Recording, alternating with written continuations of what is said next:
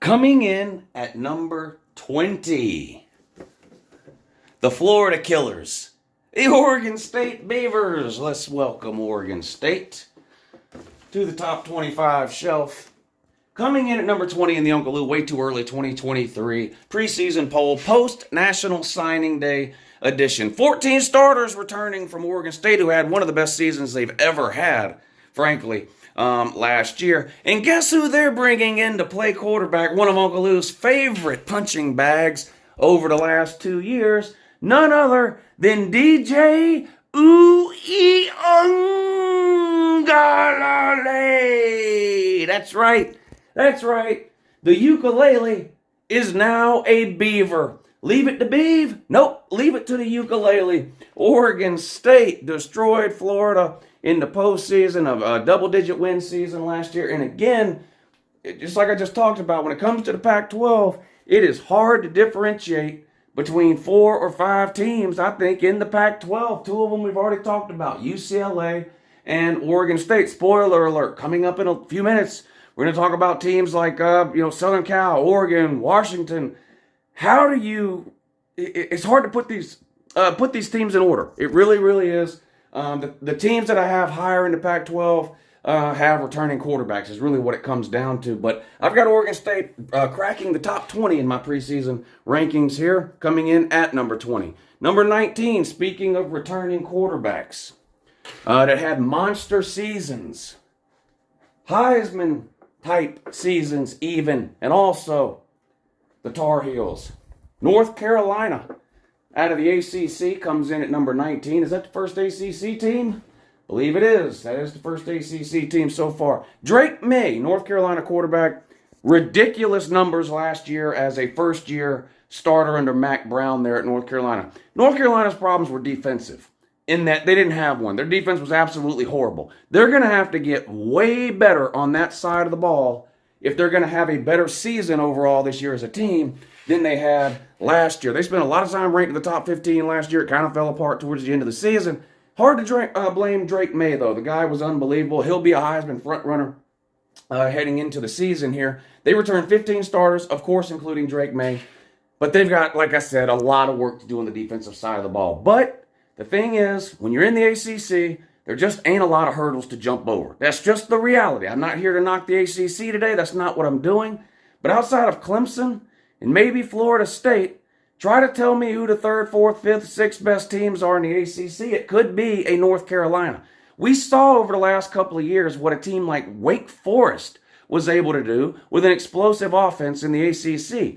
Yeah, they weren't good enough to win it or make playoffs or New Year's Six games and all that kind of thing.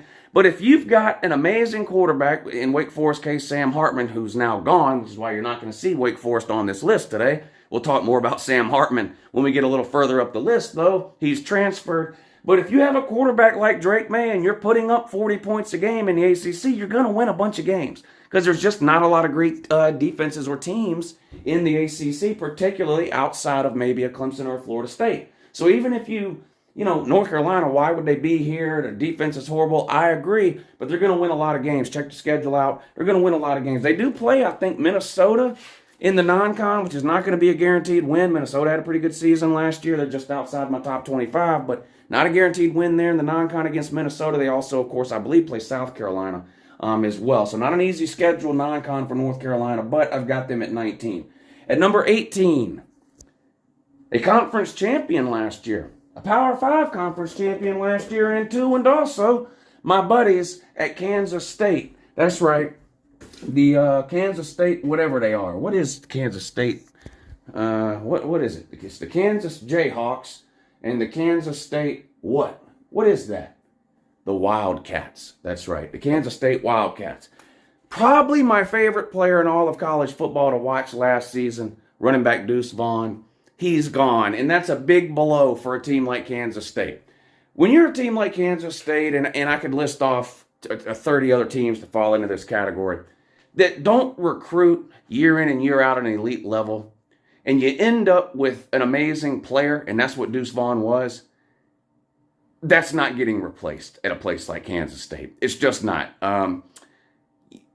That's going to hurt Kansas State. Yes, they won the Big 12 last year, the only Big 12 team to knock off TCU. They lost to TCU in the regular season in a great game, beat them, of course, in the Big 12 title game. But they've got 14 starters back, not Deuce Vaughn, though, and Adrian Martinez also gone. So some work to do offensively, particularly in replacing Deuce Vaughn. Now, we all know or remember Kansas State got hit with the injury bug pretty bad at quarterback last year. So even though Adrian Martinez was technically their starting quarterback last year, their backup and their third string got a ton of playing time, meaningful playing time last year as well. So I feel better about Kansas State at the quarterback position heading into 2023 than I do the running back position, at least in terms of replacing Adrian Martinez and Deuce Vaughn. It's more likely they can replace an Adrian Martinez at QB without a significant drop-off than it is Deuce Vaughn. There's just nobody on Kansas State's roster that's going to give them what Deuce Vaughn gave them, period. I've got them at number 18. Number 17, I think this has the chance to be last year's version of a Tulane or a TCU. Not that they'll make the playoffs or make the national title game or anything like that, but a team that just completely was a nothing burger last year. Wisconsin. Just one of the worst seasons Wisconsin has had in the last 20 years. Caused the coach to get fired. He's gone. That's the good news, though, because they bring in Luke Fickell. And look, this is the hill I'm gonna die on. I have thought Luke Fickell to be a great head coach for years, going back before Georgia and Cincinnati played in the Peach Bowl in 2020. Luke Fickell is an amazing head coach, in my opinion, and until I'm proven wrong, I'm going to continue to beat that drum. Now, when teams hire new coaches, I come out and I make a declaration one way or the other. Sometimes I'm right, sometimes I'm wrong. Sometimes I'm forced to change my opinion a year or two into a coach's tenure, right? Willie Taggart, Florida State, I didn't like it from the beginning, said it wasn't going to work, said it was going to fail. I was right the entire time, period. Florida's coach now, Billy Napier.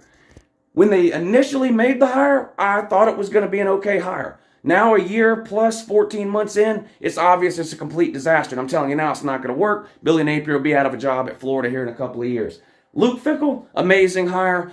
To me, this automatically makes Wisconsin the favorite to win a terrible Big Ten West. Look at the Big Ten West. Nebraska, Iowa, Purdue. These are the teams you're talking about when it comes to winning the Big Ten West, being better than just those teams. That is something that Wisconsin should be able to do year one with Luke Fickell. And they've got some pieces to work with returning. We all know Wisconsin's going to have a great offensive line year in and year out and a great running back. If you don't know that, you just haven't been paying attention to college football. And that's the case in 2023. They're going to have the running back Braylon Allen, right?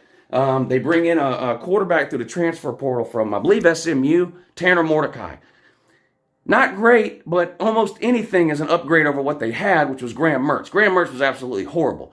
Graham Mertz is so bad that when he entered the transfer portal, the only team that would take him is Florida. That's how bad Graham Mertz is. Good luck to Florida. What a disaster they're going to be in 2023. You're not going to see them anywhere in this video. That I can tell you. You're not going to see Florida anywhere near a top 25 video from Uncle Lou or anyone else with any decency or common sense when it comes to college football, because they're just an abject failure and a disaster right now under Sunbelt Billy. Wisconsin, I don't usually make predictions this early in the offseason, but since this is a prediction I've been making since the minute Luke Fickell was hired, I'll go ahead and reiterate it now. Wisconsin's winning the Big Ten West in 2023. I'm not telling you they're going 12-0. I'm not even telling you they're going 9-3. You may not have to go 9-3 to win the Big Ten West. Look at it last year. It was an absolute, just a train wreck of a division. Probably will be again, but I think the addition of Luke Fickell is enough to make Wisconsin the favorite in the Big Ten West. I've got them in my 2023 way too early top 25 at number 17. All right, number 16 on the list. This is another team that I think could finish the season unranked, could finish the season in the top 10, could finish the season in the playoffs. I'm not predicting that. I'm talking about it's just a wide range of possibilities when you talk about the Texas Longhorns. I am not going to go all in on Texas. I've done it too many times. They're going to have to do something on the field before I'm willing to really put both feet dip both feet in to the Texas as a playoff contending team waters. They're going to have to do something more meaningful than what they've been doing here recently. But I do like the way they've been recruiting. I do like Sarkisian. I find myself liking Sarkisian more than some Texas fans I know like Sarkisian. He is clearly an elite offensive mind. If you don't know that, then you're just lying to yourself. Now, being an elite offensive mind or defensive mind for that matter doesn't automatically make you a good head coach. Believe me, I know that. Look at Will Muschamp, one of the best defensive minds in football, disaster as a head coach. Jeremy Pruitt, Dan Mullen, great offensive mind, disaster as a head coach. I mean, the list goes on and on and on. But I do feel like Steve Sarkisian has Texas headed in the right direction. They recruited a high level. Of course, they bring in Arch Manning. That's going to be the storyline with Texas this year, right? Quinn Ewers returns as starting QB. Every time he throws an incomplete pass, I feel like everybody in the stands is going to be yelling for Arch Manning. I think it's better for Texas this season and in the long run if Quinn Ewers plays well enough this season to retain the starting job. I think that's the best case scenario for Texas. It's extremely unlikely that any freshman quarterback is going to show up at a major college football program and play well enough to get that team where they want to be. Could it happen? Of course it could. And people are going to point to Trevor Lawrence in 2018, a true freshman, led him to the national title. Okay, find me another example of that ever happening. You're going to have a very extremely difficult time. Trust me. It's better for Texas as a team now, this year, and a program in the long run if Quinn Ewers plays well enough this season to remain the Texas starting quarterback, despite the fact that there is going to be a lot of pressure by fans, boosters, alumni to sort of see Arch Manning, especially if Texas starts losing a few games early on. They, of course, have the big matchup with Alabama early in the season, but Quinn Ewers nearly beat Alabama last year before getting hurt in that one, so who knows? They returned 15 starters, Quinn Ewers and Manning to QBs. 4 offensive linemen return. That's a big deal because they lose Bijan Robinson, one of, if not the best running backs in college football last year, is gone off to the NFL. Not sure you're going to be able to replace him from a productivity standpoint, at least not with any one running back. Maybe, committee approach, you can get similar rushing numbers overall, but you don't have a Bijan Robinson type talent, at least not in my opinion. Not a proven Bijan Robinson type talent. So having 4 offensive linemen back is a great way to sort of bridge that gap. Okay, maybe you don't have a Bijan Robinson, but because you got 4 offensive linemen back, the running backs you do have should be able to have some success with an experienced offensive line. Whether it's Quinn Ewers, Arch Manning, or anyone else taking snaps for Texas at quarterback, nice to know you have your 3 top wide receivers returning from last year. Defense has got to continue to take some strides forward, right? We'll see if they can do it. But I've got Texas at number 16 in my way too early top 25. Time for the top 15.